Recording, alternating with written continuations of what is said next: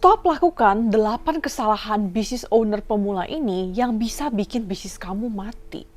Dan kesalahan yang pertama adalah mulai tanpa persiapan apapun. Nah, meskipun benar ya gitu, kita bisa mulai bisnis itu mulai seadanya dulu, lalu baru pelan-pelan berkembang. Nah, tapi itu tuh nggak berarti kita bisa mulai bisnis tanpa ada persiapan apapun gitu. Nah, menurut aku, ada 3 hal yang paling minimum harus ada dalam persiapan kamu sebelum kamu mulai bisnis. Yang pertama itu persiapan finansial, yang kedua itu market research, dan yang ketiga itu business plan. Oke, kita bahas yang pertama dulu ya, yaitu persiapan finansial. Kalau kamu nih udah mau full time fokus di bisnis kamu, pastikan kalau kamu tuh masih memiliki penghasilan lain atau paling minimum gitu, kamu udah punya tabungan yang cukup untuk mengcover biaya hidup kamu sampai 3-6 bulan ke depan gitu.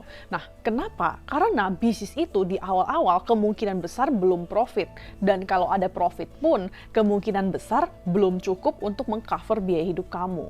Nah, yang kedua itu market research. Tenang, ini nggak harus riset ilmiah kayak mau bikin skripsi kok.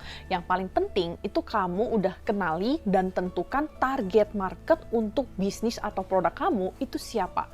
Kamu harus kenali sifat mereka itu seperti apa, masalah mereka itu apa, dan juga gimana produk kamu bisa menjadi solusi untuk masalah mereka. Nah, jangan lupa juga kamu coba cari tahu dan juga kenali sifat-sifat customer kamu saat mereka lagi spend money atau lagi mau belanja gitu. Apakah mereka tuh tipe-tipe yang cenderung impulse buy atau mereka tuh tipe-tipe yang kalau mau belanja itu mikir dulu berkali-kali. Nah, itu kamu harus tahu. Nah, kalau kamu lagi melakukan market research, jangan lupa juga untuk men-survey kompetitor kamu, oke? Karena customer itu pasti akan membandingkan kamu nih dengan kompetitormu gitu.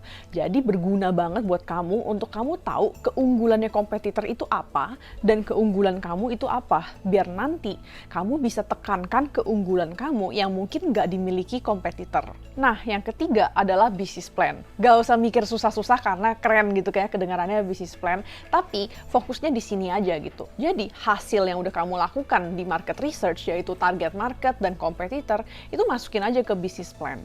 Tapi kamu tambahin juga ya, kemana sih goals atau bisnis kamu itu mau diarahkan kemana di masa depan gitu. Kamu membawa bisnis kamu ke arah mana. Nah, itu kamu harus kira-kira aja gitu, bikin garis besarnya di bisnis plan kamu. Nah, apa sih goals kamu nih untuk bisnismu dalam mungkin 1 tahun, 3 tahun, 5 tahun, dan seterusnya gitu. Nah, tujuannya ini untuk apa?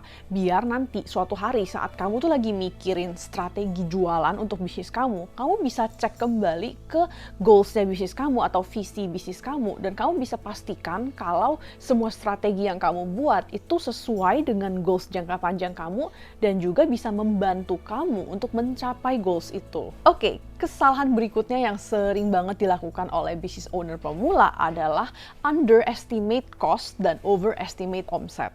Nah, maksudnya apa gitu? Nah, kalau misalnya overestimate omset, berarti itu kamu udah terlalu optimis sama omset kamu, atau kamu tuh udah terlalu pede dan menganggap kalau jualan kamu itu pasti laku, pasti banjir orderan gitu. Padahal kamu belum tes. Nah, kalau underestimate cost itu berarti kamu salah tafsir biaya bisnis gitu. Kayak misalnya begini nih simpelnya.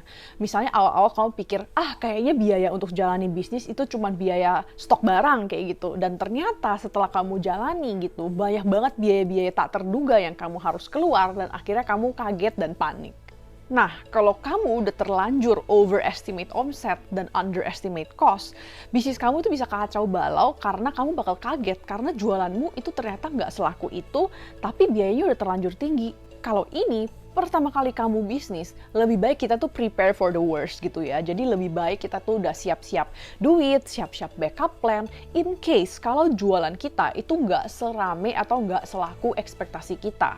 Dan juga di awal-awal untuk jaga biar biaya bisnis itu nggak terlanjur membludak terlalu tinggi gitu, pastikan kamu prioritaskan uang yang kamu miliki gitu untuk hal-hal yang bisa membantu kamu segera mulai jualan. Nah, kenapa? Karena kalau hal-hal yang cuma hanya kelihatan lucu doang atau biar kelihatan keren, itu masih bisa ditunda saat kamu sudah memiliki budget yang lebih banyak. Dan juga kalau ini pertama kali kamu jualan, jangan over pede dan kamu stok terlalu banyak barang. Oke? Lebih baik kamu stoknya itu dikit dan kalau sold out kamu buka PO daripada stok kebanyakan kebanyakan dan ujung-ujungnya numpuk di gudang. Oke, kesalahan pemula selanjutnya adalah asal pasang harga. Kalau kemurahan, kamu hanya akan menarik customer-customer yang mencari harga murah aja. Dan kalau kamu pasang kemahalan, mungkin itu di luar budget customer kamu. Oke, jadi sebelum kamu pasang harga, kamu perlu mempertimbangkan harga modal, perilaku customer, dan juga seberapa unik manfaat yang kamu tawarkan. Nah, kamu juga bisa melirik produk-produknya kompetitor dan kamu lihat mereka tuh jualnya harganya berapa. Tapi kamu jangan lupa untuk membandingkan juga penawaran mereka dengan penawaran kamu, oke? Karena kadang kita nggak bisa membandingkan hanya dari harga aja. Karena kadang produknya mungkin mirip tapi bisa memiliki kualitas yang berbeda atau mungkin ada beberapa feature-feature yang berbeda gitu. Dan itu bisa mempengaruhi ke harga. Oke, kesalahan selanjutnya ini juga masih berhubungan dengan harga, yaitu keseringan kasih diskon. Kalau kamu udah keseringan kasih diskon, lama-lama customer kamu itu hanya mau beli saat diskon aja. Bahkan mereka tuh bisa sengaja tungguin dan tunggu kamu diskon baru check out. Dan juga kalau kamu itu diskon terus, lama-lama kamu hanya akan menarik tipe-tipe customer yang hanya mencari harga murah aja. Nah, kalau itu memang strategi yang kamu harapkan sih nggak apa-apa ya. Tapi kalau kamu itu mungkin sama seperti aku dan mau menarik tipe-tipe customer yang nggak cuma cari harga murah aja, tapi actually peduli dengan kualitas dan juga produknya gitu. Nah, kalau misalnya kamu juga rasa seperti itu, stop andalkan diskon untuk menarik customer. Nah, ini bukan berarti kamu nggak boleh kasih diskon sama sekali ya. Tapi usahakanlah untuk kasih diskon itu hanya di hari-hari spesial aja seperti ulang tahun bisnismu atau saat kamu itu lagi cuci gudang. Atau kamu juga bisa instead of kamu kasih diskon, coba kamu kasih bonus atau gratisan. Nah, contohnya seperti kayak beli 2 gratis 1 atau beli 200.000 gratis sesuatu. Nah, seperti itu. Sebelum aku lanjut ke kesalahan berikutnya, kalau kamu rasa video ini bermanfaat, jangan lupa untuk like video ini dan subscribe ya, biar kamu nggak ketinggalan tips bisnis yang relate. Oke, kalau dari tadi itu kita bahasnya harga, biaya, ternyata hal-hal ini semua bisa berujung ke kesalahan yang nomor 5 ini, yaitu keuangan bisnismu berantakan. Ayo jujur, kamu catat gak keuangan bisnismu secara rapi? Atau jangan-jangan kamu hanya catat uang keluar masuk aja? Kalau keuangan kamu itu berantakan dan gak pernah tercatat secara rapi, suatu hari bisa aja muncul masalah cash flow.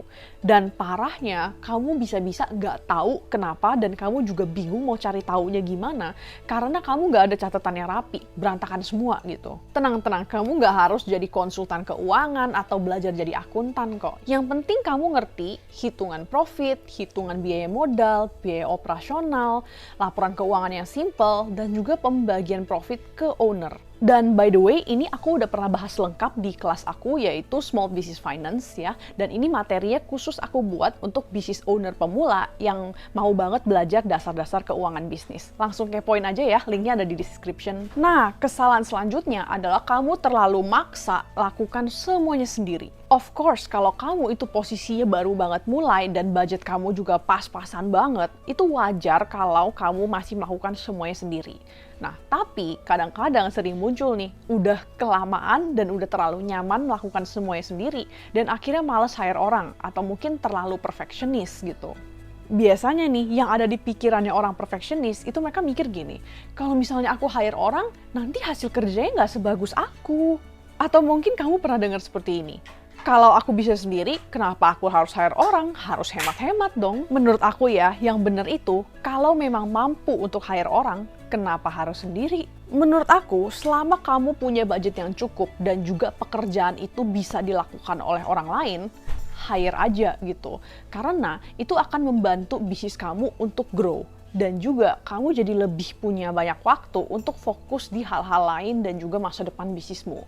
Plus, kamu bisa membuka rezeki untuk orang lain loh. Oke, kesalahan selanjutnya ini cukup fatal ya, yaitu nggak pernah belajar dari feedback customer. Seorang business owner yang nggak peduli tentang feedback customer, dia akan kelewatan banyak banget insight berharga yang bisa membantu produk bisnis mereka. Kan kamu nih bikin produk untuk customer kan? Kamu jualan ke customer kan? Biar mereka tuh mau rekomen produk kamu ke teman-temannya, atau biar mereka terus beli terus sama kamu gitu. Jadi ya kamu perlu mendengar feedback dari mereka. Kalau kamu itu jualannya di marketplace, kamu bisa sesekali bacalah review-review yang dibuat oleh customer kamu. Dan kalau kamu itu jualannya di tempat lain, misalnya di Instagram atau mungkin di toko offline, kamu bisa aja langsung tanya ke customer kamu, ada nggak feedback atau saran yang bisa kami perbaiki. Dari situ, kamu bisa mendapatkan insight langsung dari customer yang mungkin awalnya kamu tuh belum kepikir gitu. Soalnya nih, perspektif kita sebagai business owner itu beda dengan perspektifnya customer. Dan gawatnya, kalau kamu nggak pernah belajar dari feedback customer, kamu bisa-bisa terjebak di kesalahan yang satu ini, yaitu nggak pernah adaptasi dan nggak pernah inovasi. Kemauannya customer itu bisa berubah-berubah, dan business owner yang nggak peka dan juga nggak mau mengikuti beradaptasi sesuai dengan perubahan kemauan customer akan sulit bersaing. Sebagus-bagusnya produk kamu, customer pasti lama-lama akan mulai bosan dan mulai melirik ke toko-toko lain yang mungkin ada sesuatu yang lebih fresh gitu. Jadi pasti kamu seiring waktu gitu ya, sesekali lakukan inovasi, lakukan sesuatu yang baru, biar customer itu ada alasan untuk kepoin lagi toko kamu, untuk kepoin kamu, biar mereka itu merasa kayaknya ini ada sesuatu yang baru nih. Dengan gitu, customer jadi ada alasan untuk bisa selalu kembali ke kamu. Aku percaya bisnis yang bisa sukses itu bukan karena ownernya itu pintar aja, tapi bisnis yang sukses itu bisa berhasil karena ownernya itu mau mendengarkan customer dan juga mau untuk beradaptasi dan juga gercep melakukan perubahan. Nah, sejauh ini kan aku udah share banyak banget ya kesalahan-kesalahan yang dilakukan business owner pemula. Dan mungkin kamu jadi pikir, kalau gitu aku harus gimana ya biar bisa bisnis yang berhasil jalan dan banjir orderan? Tenang-tenang, aku udah pernah spill secara lengkap di video yang ini cara mulai bisnis dari nol dengan modal terbatas secara langkah demi langkah. Thank you udah nonton ya, dan sampai ketemu lagi di video ini.